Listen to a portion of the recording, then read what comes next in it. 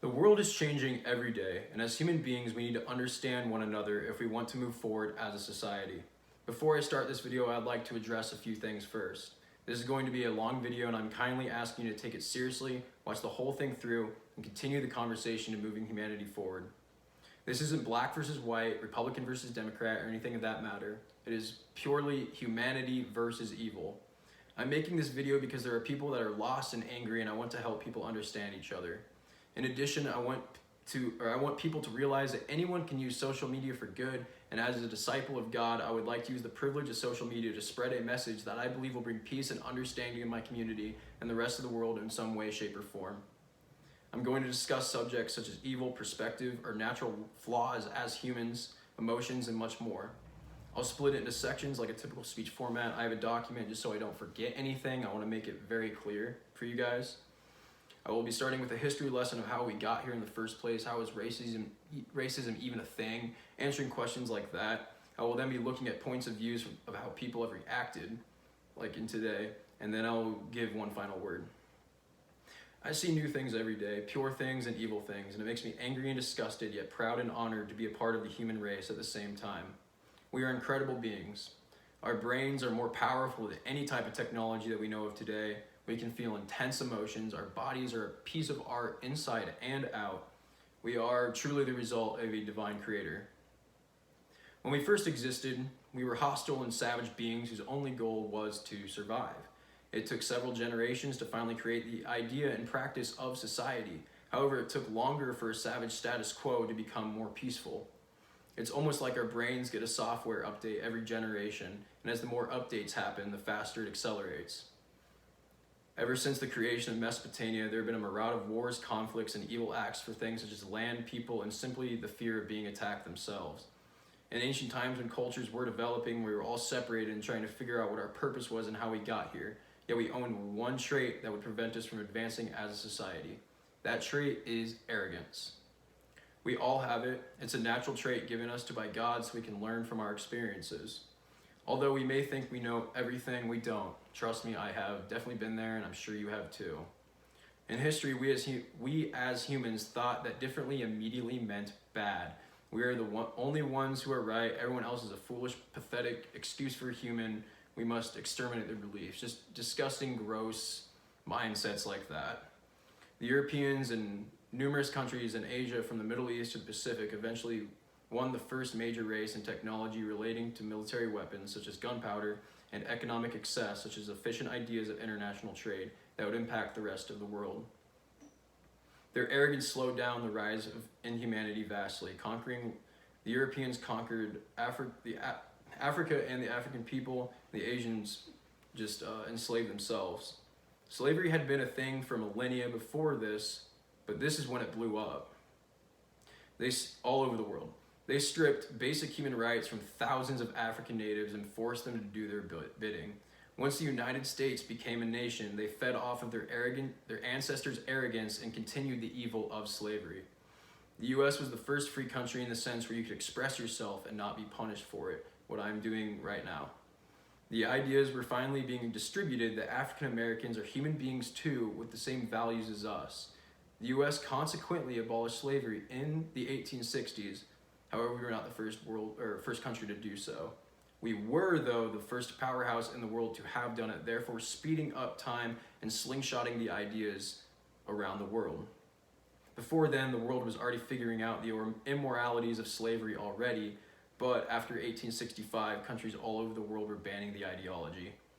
The Brussels Conference Act happened in 1890, a few decades later, an agreement between many countries, including the US, that they would take action against any form of slave trade. In the 1920s, slave countries all over Central and South America were rapidly abolishing slavery. It wasn't until the civil rights movement when protests of all kinds began popping up everywhere against the evil ideology, both violent and peaceful. It took a generation, but the United States was beginning to see massive improvement. Discrimination weakened toward minorities for certain professional positions such as doctors, artists, and those within government. We were and still are slowly progressing toward an equal opportunity for all system. Those who express themselves with a mix of evil ideology and human arrogance suppress the speed of moving forward. There are those people like this that have had power and have financially screwed over minorities all over the country. And it's honestly just gross. It's disgusting that anyone would ever do that to someone else. And that led us to where we are today. Because of the internet today, we can see the reality of racism in cities. Personally, I'm from a place where we don't have this problem, so growing up, I never understood how bad it could be in other places in the same country as me in this point in time. That's just my perspective. An act of evil happened in Minneapolis, Minnesota that sparked this conversation up once again. This battle between the African American people and major cities' law enforcement is what I like to call an endless cycle of hate. The cycle of hate works like this. An evil cop unjustly murders an African American. The national media gets a hold of it and exploits it, angering the country. Peaceful protest begins, which sadly turns into massive riots, usually begun by Antifa. Protests last for days to weeks. Both African Americans and cops are both more afraid of themselves, of each other than they were before. We don't ultimately change our moral compass as a society, except there's a greater hate between the two parties, and then rinse, repeat. We can change the status quo as human beings. That's humanity. That's what humanity has always done, and that's what we're going to do in the not so distant future. We do need to understand the perspectives of each side of this conflict so we can figure out our solutions. I'll first look at the side of the oppressed. People have every right to feel anger, sorrow, and disgust in this time. It's brutal, it's reality. The act was evil and should be displayed as such. Protests are one of the most effective ways for a body of people to pass on a message, and if used effectively, the message will cross. As we've seen of late, though, I think it's safe to say that the means of a select few amount of people are protesting, the way they're protesting is not helping anything. We've seen this in Ferguson, Baltimore, and now all over the country. Because of the violent nature of a select few protesters, their message is taken less seriously to where it appears that they are threatening their communities instead of creating peace. They are hurting innocent people, innocent businesses. There are many that you don't even see on the internet that are probably happening right now as I'm filming this. It's not good. However, emotions are difficult. Within the last several months, residents in major cities have had to be locked up, avoiding social contact. This excess of alone time has increased mental illness and suicide rates to skyrocket, and this incident is the catalyst of an explosion of anger. As arrogant human beings, it's possible for the emotional side of our brain to overpower the logical side, and we make irrational decisions. It's the fact that we need to learn from our experiences so that we can move forward instead of causing the same reckless outbreaks we've been so accustomed to. Those who are protesting peacefully, I give you my utmost respect for you have defeated the fear of being judged for standing up for something you believe in with the possibility of criticism and violence done toward you. When you let your emotions overwhelm your conscience and lash out in rage and hatred as a community, you're only spreading more fear and hurting those that share your community. Understand that we all feel emotions and logically think of how we can use our emotions for the greater good, for understanding. When the police officer from Minneapolis, as I said before, what he did is a work of evil. My personal hypothesis is that the man was nurtured in a racist family, yet understood society enough to place himself in the position he was in. It's clear to say that he's a racist, and racism is an act of evil. I mentioned that plenty of times before already. I'm just making it very clear. Evil is a subjective topic, not objective, for it can be perceived differently from each of our conscious. From the Bible, we know that evil will never be gone from this world, but just as the same for good. Without evil, there is no such thing as good, and vice versa. Although we cannot defeat evil in its entirety, we can use the good that our souls produce to suppress that evil and hatred as much as we can.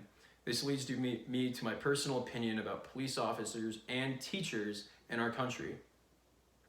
I hope most of you are aware that yes, most cops are good people. They grew up with soulful hearts and were destined to serve and protect our country because they gain higher pleasure from doing so.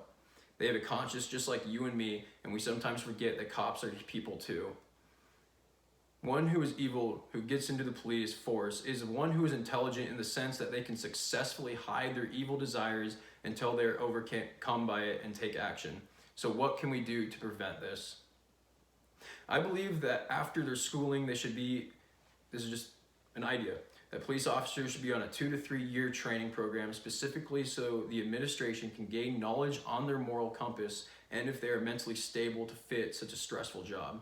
That's just my idea. I'd actually love to hear more in the comments. Now with teachers, I believe that teachers are one of the most vital positions a human being can have in this world. Teachers are supposed to be mentors and play a part in the nurture of our children. It's clear that in some parts of the country there are teachers that are unknowingly adding gas to a fire instead of teaching to extinguish it. I was fortunate enough to have grown up with wise, experienced, and well-minded teachers in my life so far. I didn't know it at the time for teenage years in general, or when natural arrogance shines, and I thought I knew better than them. Today I know that is false. They had strong hearts and good intentions, and my arrogance blinded me from knowing that.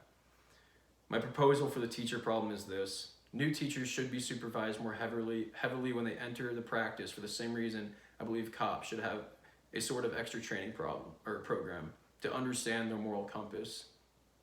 Our law enforcement and our teachers need to be more prestiged and looked at as more prestiged, in the sense that how I mentioned doctors and places in government, we need as a society to be able to look at our law enforcement and our teachers both in the same way. It would change immensely. I can't even describe it. In addition to extra rules such as those, I believe both law enforcement and teachers should be paid a much higher salary, for I believe the worth of their work is more than the worth that it is now, or worth more than it is now. I'm sure we can take a mere sliver from our military fund to successfully support such an operation. What I honestly think in this world that is missing is known as agape love.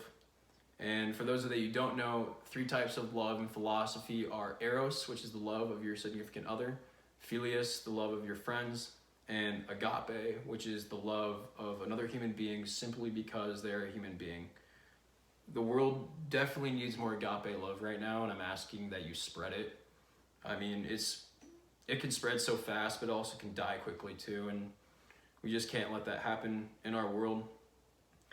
I'm also asking that if you agreed with anything that I said, please share this to your social media. I want as many people to see this as possible, because I know some people can be healed.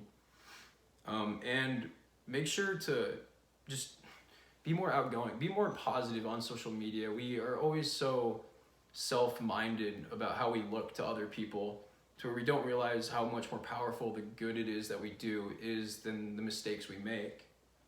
I would also like to hear constructive criticism, and if you have any, I would also like to hear other ideas. I want this conversation to keep spreading. People just don't know how to address this, and I'm just putting it on social media just so a word can be thrown out in there. We can't change the past, but we can learn from it. I've said that multiple times before already, but we know that great lows do bring great prosperity. If we learn from our experiences, we can much better than humanity has ever before. We don't know. We can't see the future. I would also like to say I'm a proud Nebraskan. Our community has handled the past many months excellently compared to others, and I'm a proud American no matter what. I'd finally like to add that I'm part of the Methodist Church, and we believe that we should find solutions through what we call the Wesleyan Quadrilateral. This Wesleyan Quadrilateral is using scripture, tradition, experience, and reasoning to find solutions to all our problems. I don't care what religion you are, or if you're religious at all, but the Wesleyan Quadrilateral can solve wonders with you. Add that with internet, and you can figure out just about anything. Since I don't know what else to conclude with, my favorite Bible verse happens to be perfectly in alignment to what this is about, so I will recite that to end the video. Love must be sincere. Hate what is evil, cling to what is good. Be devoted to one another in love. Honor one another about yourselves. Never be lacking in zeal, but keep your spiritual fervor serving the Lord. Be joyful in hope, patient in affliction, faithful in prayer. Share with the Lord's people who are in need. Practice hospitality. Bless those who persecute you.